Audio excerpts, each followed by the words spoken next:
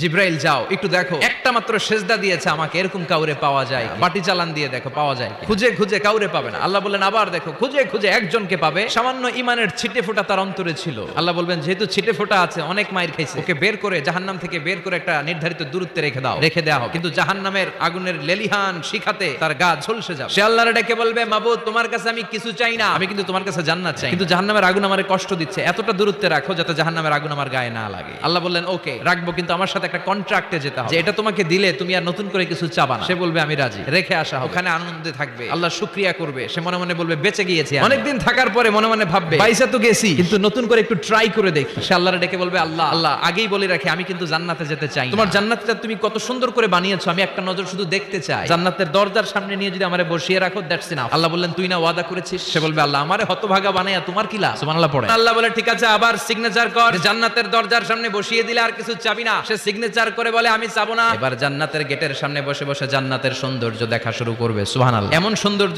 যেটা চোখ দিয়ে কেউ দেখে নাই, কান দিয়ে শুনে নাই, ওই সৌন্দর্য চোখে দেখে, কান দিয়ে আওয়াজ শুনে মাগার ভোগ করতে পারে। এবার আল্লাহরে বলবে আল্লাহ আইন্দি সুয়াল, আল্লাহ তুমি যদি কোনো বিষয়ে নতুন করে ডিসিশন নাও, তোমারে জিজ্ঞেস করার মতো কি কেউ আছে? আল্লাহ বলেন না, আমি তো সব রাজার বড় রাজা, মহারাজা। ওই হতভাগা লোকটা বলবে আল্লাহ এত সুন্দর জান্নাত তুমি বানালাম, চোখ দিয়ে সৌন্দর্য দেখি, কান দিয়ে আওয়াজগুলো শুনি, হুর আর গেলমান হেঁটে বেড়ায়, আমারে কষ্ট দিয়ে তোমার কি লাভ? ও আল্লাহ আমারে তুমি মাফ করে দাও, জান্নাতের চিপার মধ্যে এক কর্নারে তুমি একটু আমারে জায়গা করে দাও। আল্লাহ বলবেন ওয়াই হাক ইবনা আদম, তোর ধ্বংস হোক হে আদম জাত, তোর চেয়ে বড় গাদ্দার আমি আমার সৃষ্টিকুলে কাউরে দেখি না, কারণ তুই আমার সাথে চুক্তি করিস আর চুক্তি ভঙ্গ করিস। ওর আকুতি মিনতি চাহনি আল্লাহর রহমতের দরিয়ার মধ্যে জোশ লাগিয়ে দিবে। আল্লাহ বলবেন ঠিক আছে জান্নাতে যা। লোকটা এবার এক দৌড়ে জান্নাতের ভিতরে ঢুকে যাবে। লোকটার দৌড় দেখে আবার লোকটারে আল্লাহ ডেকে বলবে একটু দাঁড়া, জান্নাত তো দিছি, তো দৌড় দিলি কেন? লোকটি বলবে আল্লাহ প্ল্যান তো আমি কম করি নাই, এত চেষ্টার ফলে আমি আসতে পারছি, আবার যদি তুমি বাইর করে দাও, এই জন্য এক দৌড়ে এমন চিপার মধ্যে লুকামো যাতে তুমি আমার না দেখো। আবার আল্লাহর রহমতের দরিয়ায় জোশ খেলে যাবে। আল্লাহ কাছে ডাকবে, কাছে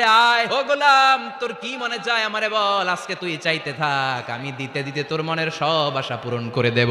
লোকটা খুশি হয়ে বলবে আল্লাহ আমারে এটা দাও, বাড়ি দাও, গাড়ি দাও, নারী দাও, এটা দাও, ওটা দাও, একের পর এক চাইতে থাকবে। আল্লাহ সব তারে দিতে থাকবে। চাইতে চাইতে লোকটার সব চাওয়া যখন শেষ, সে বলবে আল্লাহ আর আমার চাওয়ার কিছু নাই। আল্লাহ বলেন নো, এত তাড়াতাড়ি যে তুমি খেলা শেষ করতে পারবা না মানু, আমার সাথে তোমার এই খেলা আরো লম্বা সময় চলতে হবে, তোমার অনেক কিছু চাইতে হবে। তুই আজকে চাইতে চাইতে তোর সব চাও আমার কাছে বলবি, আর আমি দিতে দিতে তোর জীবন ধন্য করে দেব। সে আবার চাইতে শুরু করবে, আল্লাহ এটা দাও, ওটা দাও, ওটা দাও। আল্লাহ দিতে দিতে সব দিবে। এরপরে বলবে আল্লাহ মাফও চাই, দোয়াও চাই, আর চাওয়ার কিছু নাই। আল্লাহ বলবেন তাই ঠিক আছে, তোরে আমি জান্নাতে ঢুকাই দিলাম, তবে মনে রাখিস তোর জান্নাতটা হবে সবচেয়ে ছোট জান্নাত, আর তোর জান্নাতটা হবে এই পৃথিবীর 10 গুণ। চিল্লায় এখন সুবহানাল্লাহ।